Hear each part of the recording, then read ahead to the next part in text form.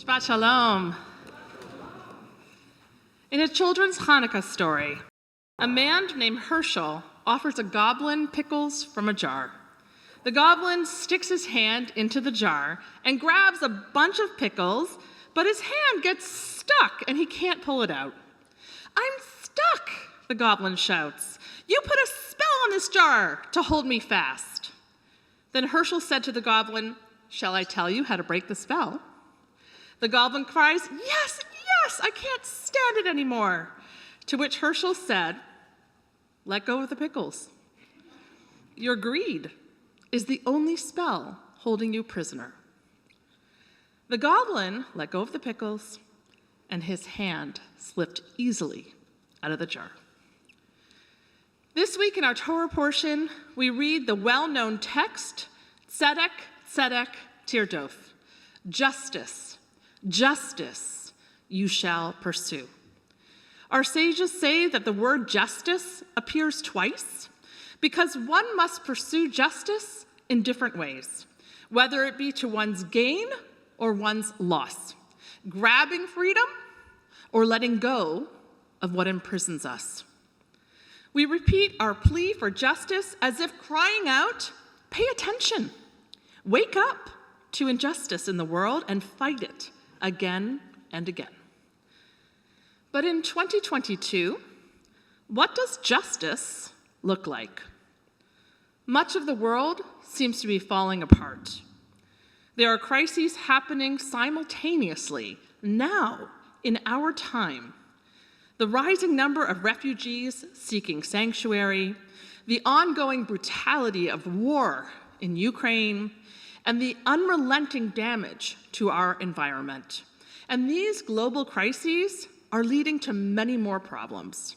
According to the UN Refugee Agency, hazards resulting from the increasing intensity and frequent extremity of weather events, such as abnormally heavy rainfall, prolonged droughts, desertification, environmental degradation, or sea level rise and cyclones, are already causing an average of more than 20 million people to leave their homes and move to other areas in their countries each year.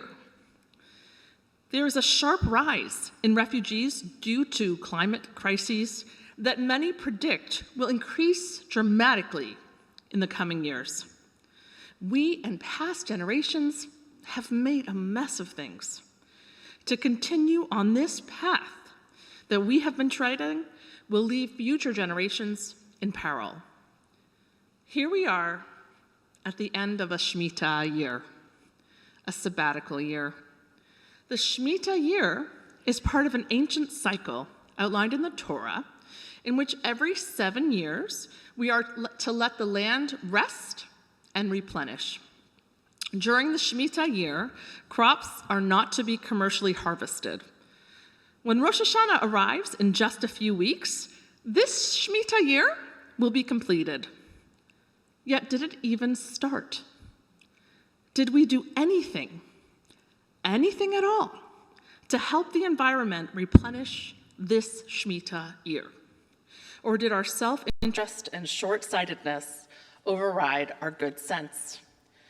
We are coming out of an alarmingly hot summer with record temperatures in many areas.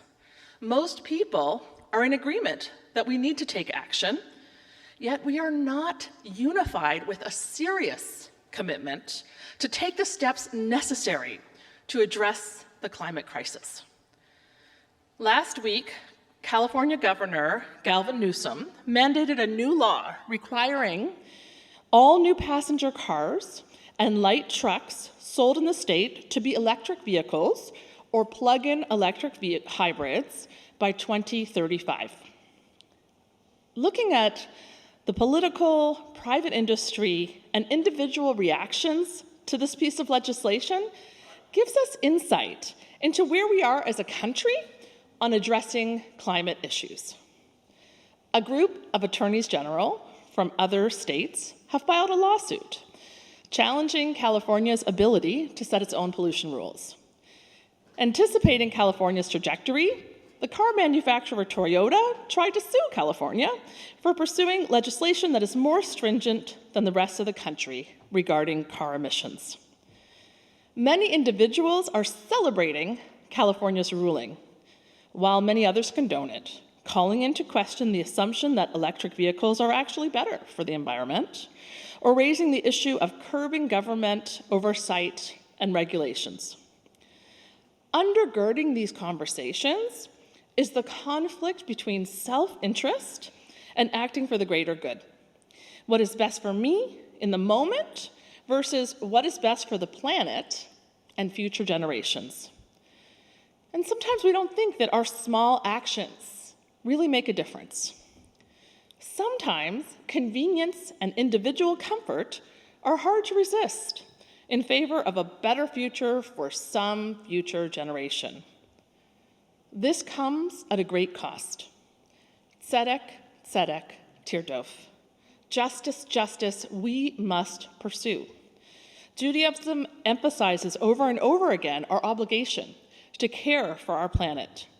Right in the 2nd chapter of Genesis, we read, "And God took Adam and put him in the Garden of Eden to work it and to guard it." The Midrash extends this teaching, imagining God saying the words, "Everything that I have created, I created for you. Take care not to damage and destroy my world. For if you damage it, there is no one to repair it after you." Protecting the earth and acting for the next generation is a fundamental Jewish value. Ultimately, Jewish texts teach us that the earth doesn't belong to us. We are like guests in a home that is not ours. Yet we don't really think of the earth this way. We just want what we want when we want it.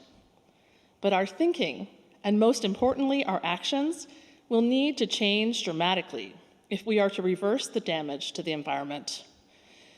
And perhaps the most important thing we can do in the near future is to elect officials who represent our values, who will bring moral and ethical voices to the forefront. We are in desperate need of moral courage in our leadership. So as we enter into the fall season with its upcoming midterm election, I invite you to join our social justice initiatives and work together to learn about the values of candidates and to work to uphold voting rights around the country. Our Jewish tradition gives us the roadmap forward, and putting Jewish values into action will make a difference. There are so many texts that we can draw upon, but I leave you with a single teaching. In God's creation, even a single blade of grass is precious, so much so that the angels whisper to each green blade, "Grow, grow." Let us be as the angels, protecting and honoring the land's ability to replenish and thrive. Shabbat Shalom.